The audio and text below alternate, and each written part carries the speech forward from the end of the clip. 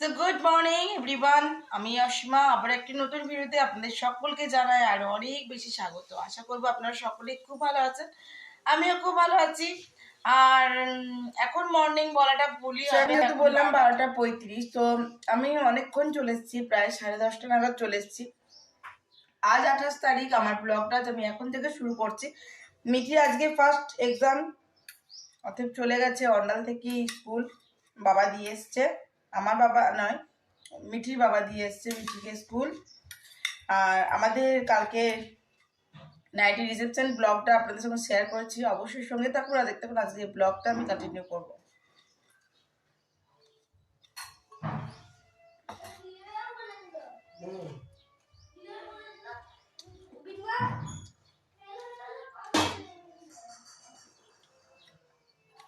তো আমার এখন পেয়ে গেছে খিদে, আমি খাচ্ছি একটুখানি মুড়ি।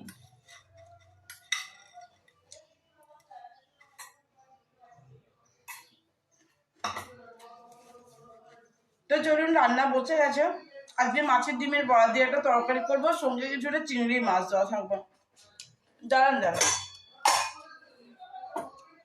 দেখুন মাছের ডিমটা কালকে নিয়ে এসে রেখেছিলাম, এই যে এরকম এখনো পাথর হয়ে আছে, পাথরটা কাটুক তারপরে আমি রান্নাটা করব। আর এই যে চিংড়ি আছে, চিংড়িগুলো দিয়ে আর মাছের ডিমের বড়াটা দিয়ে তরকারিটা।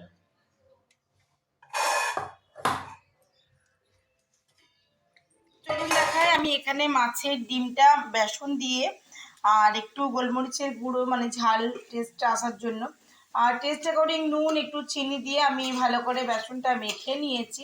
আর আমি এখন যেটা করছি সেটা হলো ডিমের বড়াগুলো ভাজছি, আর চিংড়ি মাছটা ভেজে নিয়েছি, আপনাদেরকে দেখালাম। এবার আমি যেটা করব সেটা হলো আলু সিদ্ধ করে আমি এই গ্রেভিটা তৈরি করব। তো অবশ্যই সঙ্গে থাকুন আর আমি দেখাতে থাকবো কীভাবে করছি।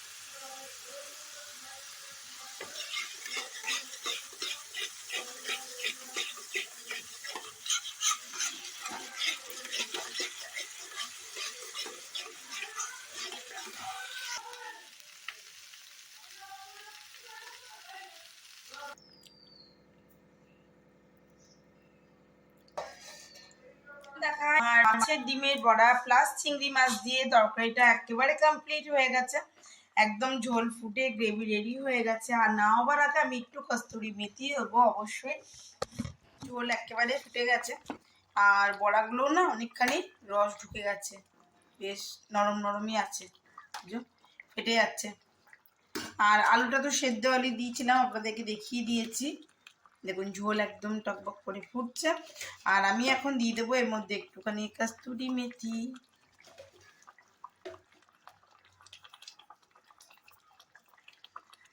আর নুন চিনিটা তো অবশ্যই আপনারা আপনাদের টেস্ট অ্যাকর্ডিং দিয়ে দেবেন। তো আমার আজকের রেসিপিটা আপনাদের কেমন লাগলো অবশ্যই জানাবেন, অবশ্যই সঙ্গে থাকবেন আর দেখতে থাকবেন আমার আজকের ব্লগটা। আমি অবশ্যই কন্টিনিউ করতে থাকবো। এই দেখুন চিংড়ি মাছ প্লাস আলু, সেদ্ধ করা আলু প্লাস মাছের ডিমের বড়া কারি, তাই না? তো চলুন আমি এটা আজারে দিই, মানে বাটিতে ঢেলে নিই আর কি, তারপর আবার ব্লগটা বিকেল দিকে কি করলাম। ফুলকপি, আলু ভাজা, বেগুন ভাজা, এটা একদম মোস্টলি আমাদের প্রতিদিনকার দেখতে পাবেন। আর মুসুরির ডাল। এভরিওয়ান, আবার সেই চায়ের সাথে তোমাদের সঙ্গে আমার আবার দেখা। তো আমি আমার ব্লগটা কন্টিনিউ করছি, দেখতেই পাচ্ছ বসিয়ে দিচ্ছি আমার দুধ চা আর সঙ্গে একটুখানি বিস্কিট, আর এই কটাই বেঁচে আছে আর কি, কাজু বিস্কিট। তো চলো ঝটপট বিকেলে চাটা খেয়ে নিই, আবার রাতের ডিনারটা করবার আগে আমাকে যেতে হবে একটু বেলাযেতি বাজারে।